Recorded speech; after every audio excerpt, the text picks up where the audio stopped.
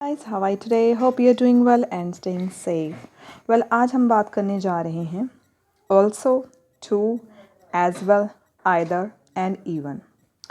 अगर हम बात करें जैसे कि सेंटेंसेस कुछ होते हैं जिसमें हम वाक्य बनाएं कि मैं भी दिल्ली गई थी, वो भी उस पार्टी में नहीं आया था, या फिर क्या वो भी दिल्ली जाएगी, क्या वो अच्छा है, वो भी अच्छा है। तो इसमें सब सेंटेंस में एक कॉमन चीज़ क्या है? भी।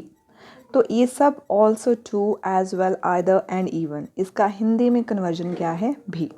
तो आज हम देखेंगे कि क्या ये जो वर्ड्स हैं ये एक दूसरे के लिए सब्स्टिट्यूट कर सकते हैं, एक दूसरे की प्लेस पे यूज़ किए जा सकते हैं या नहीं। तो इसी के हम कुछ रूल्स देखेंगे। चलिए शुरू करते हैं। ओके, रूल्स देखते हैं। Also, too, as well. Okay, जो हमने पहले इसमें से जो तीन है ऑल्सो, टू, एज वेल, इनका मतलब है भी हिंदी में। ये कहाँ यूज़ होते हैं? मोस्टली इनको हम पॉजिटिव सेंटेंसेस में ही यूज़ कर सकते हैं। पॉजिटिव सेंटेंसेस मतलब जिसमें हम नॉट का प्रयोग नहीं करेंगे। ठीक है, जैसे हम अगर बोलेंगे वो भी अच्छी है, वो भी दिल्ली जाएगी, वो भी मेरी फ्रेंड है, तो इसमें सब में किसी में भी नॉट नहीं है, तो ये जनरली पॉजिटिव सेंटेंसेस में ही यूज़ होते हैं।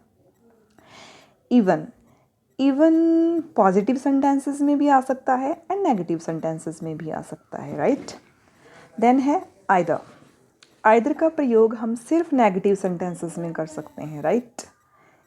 इसका मतलब देखो, सबका मतलब भी है, बट इसके ये रूल्स हैं जो हमें अपने दिमाग में रखने हैं सेंटेंसेस बनाने से पहले।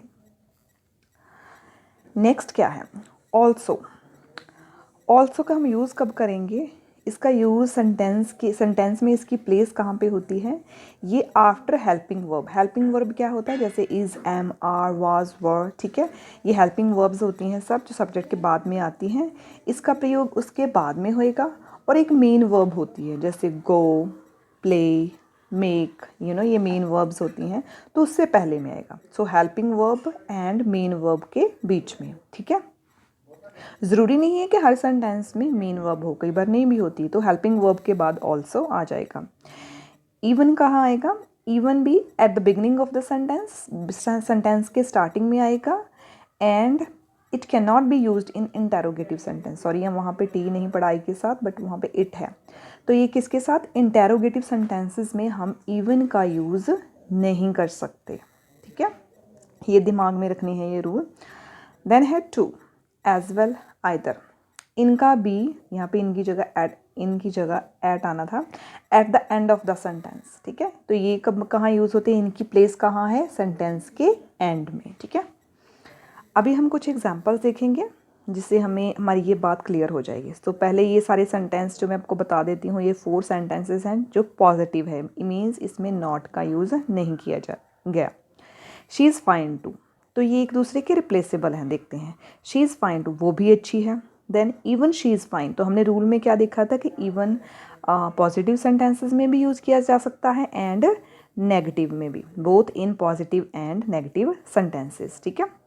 तो इवन शी इज़ फाइन, तो पॉजिटिव सेंटेंस है, इवन का यूज़ हो सकता है और स्टार्टिंग में हुआ है, ठीक है, ये भी रूल हमने देखा था। शी इज़ ऑल्सो फाइन, तो शी इज़ ऑल्सो फाइन, तो यहाँ पे भी देखो सब्जेक्ट है, हेल्पिंग वर्ब इज़ है, उसके बाद में क्या? ऑल्सो आया है।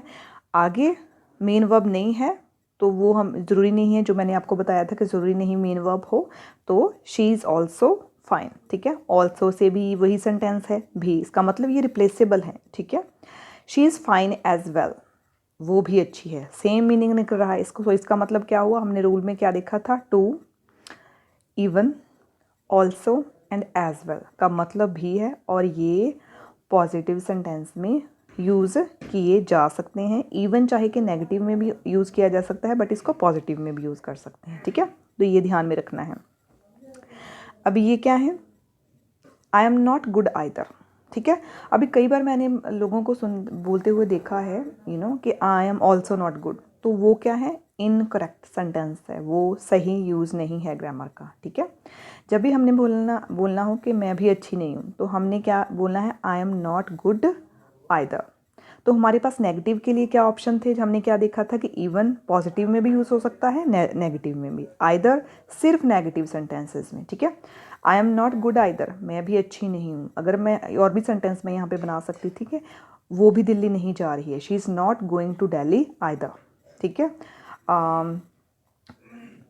वो भी शॉपिंग के लिए नहीं जा रही है, she is not going for shopping either, ठीक है। तो एंड में, ये भी हमने रूल देखा था कि आइदर एंड में आएगा, at the end of the sentence, ठीक है। तो ये रूल हमारे पूरे हो रहे हैं। Even I am not good, अभी ये भी सेम मीनिंग है, ठीक है। हमने क्या रूल देखा था कि इवन पॉजिटिव सेंटेंस में भी आ सकता है एंड नेगेटिव में, तो even I am not good.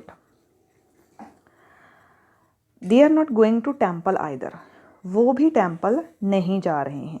Either की प्लेस देखिए एंड में है, ये भी रूल में हमने देखा है। They are not going to temple either, negative sentence में either. Even they are not going to temple, again हमने वो एग्जाम्पल देखी है कि वो भी टेम्पल नहीं गए, ठीक है। इवन की प्लेस क्या होगी, स्टार्टिंग में, आइदर की प्लेस एंड में होगी। तो ये नेगेटिव के लिए हमारे पास सिर्फ दो ऑप्शन है, आइदर एंड इवन। अभी did you not go to city either, अभी इसमें क्या है, दो तरह की सेंटेंस है। अभी हमारा जो पहला सेंटेंस है इसमें हमने क्या देखा है कि एक तो इंटेरोगेटिव सेंटेंस है और एक ये नेगेटिव सेंटेंस भी है, क्योंकि इसमें नॉट का प्रयोग किया गया है। बट हमारे पास ऑप्शन नॉट वाले कौन से हैं, इवन एंड आइदर। इवन के लिए मैंने आपको रूल ऑलरेडी बता दिया है कि हम उसको इंटेरोगेटिव में यूज़ नहीं कर सकते, तो बट ये इंटेरोगेटिव सेंटेंस है, इसलिए हमारे पास ऑप्शन क्या बचा, either.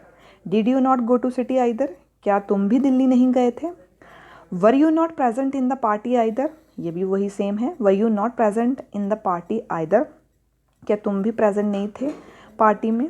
Is he not attending the function either, क्या वो भी फंक्शन अटेंड नहीं कर रहा है। क्यों, क्योंकि ये सारे इंटेरोगेटिव सेंटेंस है, तो इसलिए हमारे पास ऑप्शन क्या बचता है, सिर्फ आइदर। वाई, क्योंकि इवन जो हमारे पास एक ऑप्शन है नेगेटिव के लिए, वो हम यूज़ नहीं कर सकते इंटेरोगेटिव के लिए, ठीक है। तो ये ध्यान में रखनी है बात।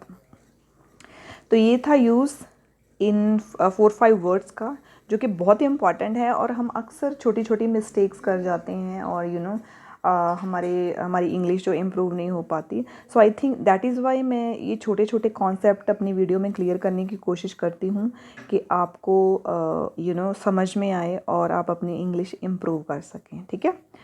तो होप आपको कुछ नया मिला होगा इस वीडियो में।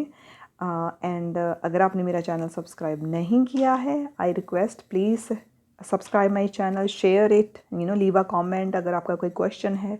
आप अगर किसी स्पेसिफिक टॉपिक पे वीडियो चाहते हो तो मैं वो भी बना सकती हूँ। Just leave your comment in the comment section. चलिए, मैं जल्दी मिलती हूँ एक नई वीडियो के साथ। तब तक अपना ध्यान रखिए एंड लॉकडाउन में बाहर नहीं निकलना है। Okay, see you.